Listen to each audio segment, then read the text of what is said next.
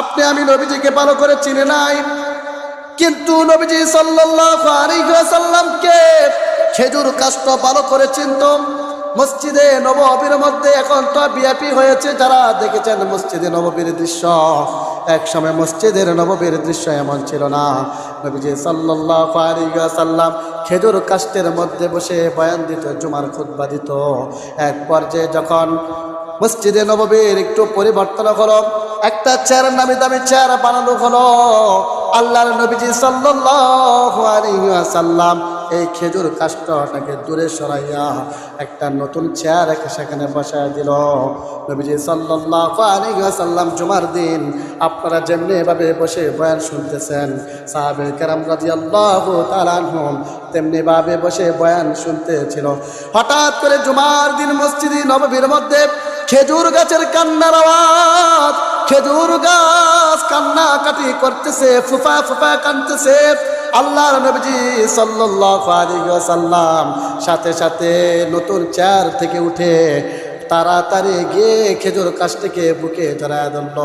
সাহাবে কেরাম খেজুর কাষ্ঠের কান্নার আওয়াজ শুনতে পাইল। নবীজি সাল্লাল্লাহু আলাইহি ওয়াসাল্লাম খেজুর কাষ্ঠের আওয়াজ শুনতে পাইল, কান্নার আওয়াজ শুনতে পাইল। আল্লাহর নবীজি সাল্লাল্লাহু আলাইহি ওয়াসাল্লাম সাথে সাথে খেজুর কাষ্ঠকে ধরে বুকে জড়ায় নিল। খেজুর কাষ্ঠকে বলল, খেজুর কাষ্ঠ তুমি কান্নাকাটি করিও না। আল্লাহর নবীজি সাহাবীদেরকে বলল, ও আমার সাহাবীরা, তোমরা তো দেখেছ খেজুর কাষ্ঠ আমার বিরহ জ্বালা সহ্য করতে পারে নাই, এই জন্য কান্নাকাটি করতেছে। আমি যদি তাকে সাথে সাথে না ধরতাম তাহলে খেজুর কাষ্ঠ কান্নাকাটি করে করে একেবারে ফেটে যেত। হাদিসের মধ্যে পাওয়া যায় আল্লাহ তাআলা এই খেজুর কাষ্ঠটাকে জান্নাতে দিবে। এই খেজুর কাষ্ঠ জান্নাতে যাবে কেন? নবীজি সাল্লাল্লাহু আলাইহি ওয়াসাল্লামের সাথে সম্পৃক্ত থাকার কারণে। আপনি আমি যদি নবীজি সাল্লাল্লাহু আলাইহি ওয়াসাল্লামের সাথে সম্পৃক্ত থাকি তাহলে আল্লাহর নবী অবশ্যই অবশ্যই আমাদেরকে নিয়ে জান্নাতে যাবে। এই জন্য আশিকে রাসূল প্রকৃতভাবে হওয়া, আশিকে রাসূল প্রকৃতভাবে হওয়া, মাতা পিতার অবাধ্য হয়ে আশিকে রাসূল হওয়া যাবে না। মাতা পিতাকে বাদ দেন না, খাবার দেন না, আপনি নবী প্রেমিক হবেন কখনো হতে পারবেন না। যেটা বলছিলাম ওয়াজ করণী রহমতুল্লাহ আলাইহির ঘটনা, সাহাবী ছিল না তো ওয়াজ করণী রহমতুল্লাহ আলাইহি, ওয়াজ করণী রহমতুল্লাহ আলাইহি তিনি সাহাবী হতে পারে নাই। ওমর রাদিয়াল্লাহু তাআলা আনহুকে আল্লাহর নবীজি বলে গিয়েছিল, ওমর আমি যখন মৃত্যুবরণ করব ইয়ামানের করণ এলাকা থেকে ওয়াজ করণী নামে একজন লোক আসবে, তুমি তার কাছ থেকে দোয়া নিবা, আল্লাহ তাআলা তার দোয়া কবুল করবে।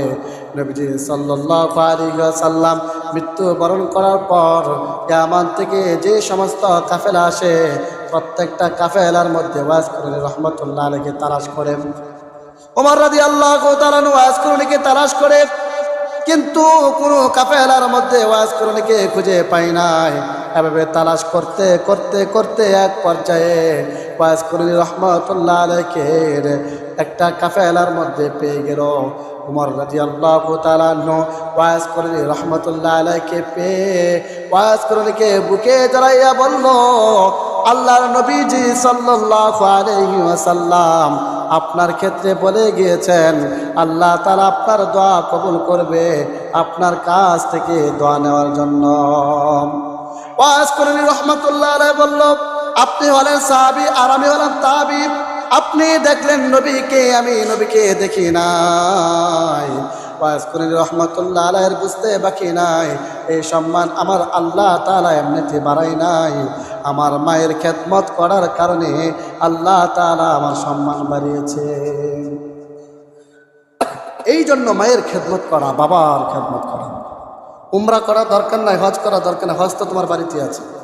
হজ উমরা করার মতো কবুল হজের সব পাওয়ার জন্য তোমার ঘরের ভিতরে তোমার পিতামাতা আছে, তাদেরকে খেদমত করো, নেক্সট সুরতে তাদের দিকে তাকাও, তাদেরকে ভালো অবস্থায় রাখো, কবুল হজের সব তুমি পাইবে। টাকা হয়েছে উমরা করবা, হজ করবা, কোনো কাজে আসবে না, পিতামাতাকে বাদ দাও না।